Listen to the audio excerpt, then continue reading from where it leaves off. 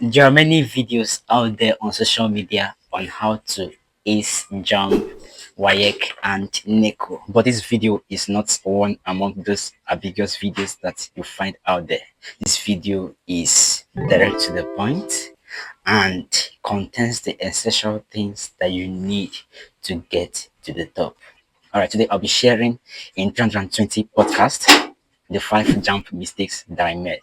And I don't want you to repeat those mistakes. That's why I'm making this video. So stay to the end and do want to subscribe to this channel so that you don't miss out on upcoming episodes. All right, the first mistake that I made was I had a wrong attitude towards jump. Wrong attitude towards jump. Now, your victory starts when you understand that jump is not your enemy. Jump is your friend.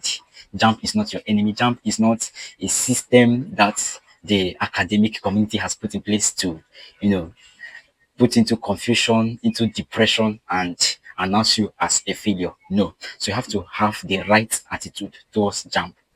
Okay, jump is just an examination, just like your classroom examination, that examination. All right. So no panic. You just need to master the strategy, and you see yourself at the top. You get. Remember, our aim is for us to score 320 plus in this examination. So a right attitude secures you that score. The second is that you must have the correct mindset. The correct mindset. One of the mistakes that most students make, even up to today, is that they have the wrong mindset towards education. Yeah, and as an experienced tutor, when we find students like this, you don't just start administering tutorials. You have to first work on their mindset first. As a student, you must work on your confidence.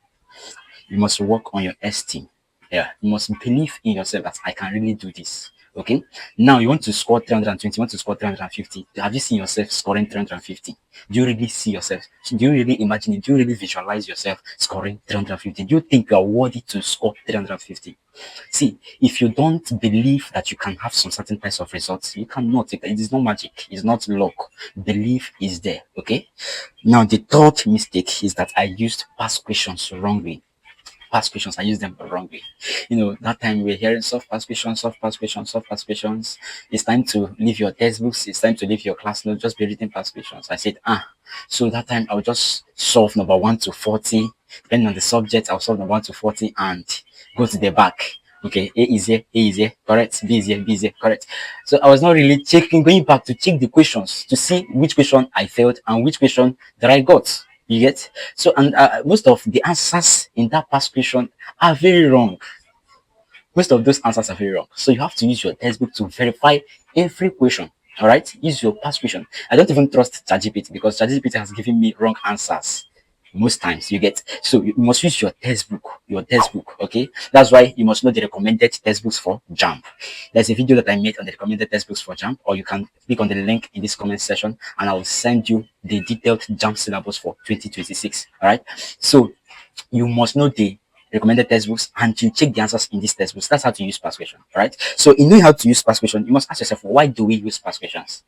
When I went for a Jamb examination, I realized something and it was already late. Okay, I realized that Jamb repeats past questions. They repeat questions a lot.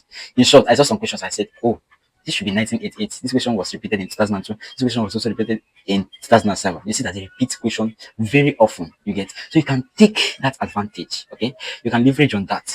So solving past questions, especially covering it from cover to cover, is very important so that you know the pattern they use to repeat questions. They might not repeat everything verbatim, but just know that it is the same pattern, just a difference of numbers or options. But the idea is still the idea that they're trying to communicate. All right. So know why we use past questions. We use past questions because we want to get acquainted with the pattern that Jamb uses to set questions. If you are acquainted and knowledgeable with these facts, then a question you see in the exam hall will not look strange or bizarre. You get? Now, must I cover everything in my textbook? The answer is yes. And the answer is still no. If you have the time, cover your textbooks. But if you don't have the time, past questions can do. Okay? Because Jamb repeats past questions. That's the truth. Okay? So if you have watched, oh, if I keep reading my textbook in the next 2 months, I might not be able to complete it.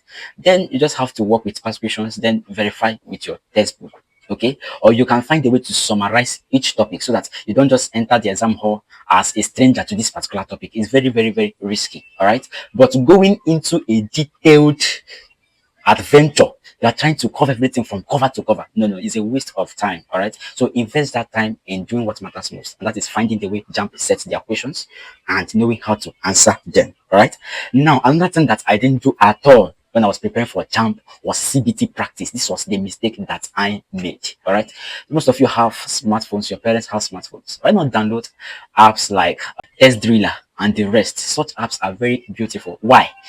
They're not that different from your past questions because it's the same questions that they set there. All right, but the difference is that they can time you. All right, they can time your performance and they can track your progress. Okay, so when you get, let's say, um a combination of the four subjects you're about to take in Jamb, let's say biology, physics, chemistry, and English language, and you can time it. I want to finish this in 1 hour.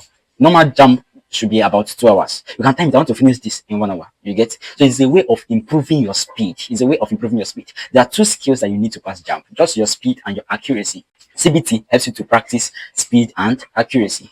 And when you have these two things in place, you finish on time, then your answers are correct. What else are you looking for? 320 is sure.